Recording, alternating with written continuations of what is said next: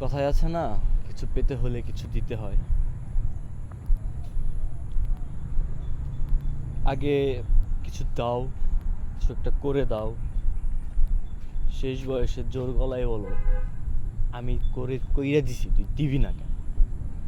আমি এত এত টাকা এত এত খরচ করছি তোর পিছনে, তুই আমার দিবি না কেন?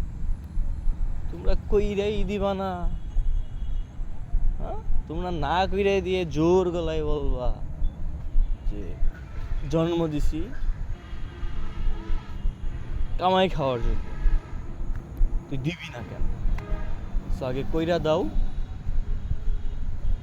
কামাই খাওয়ার জন্য একটা সোর্স তৈরি করে দাও,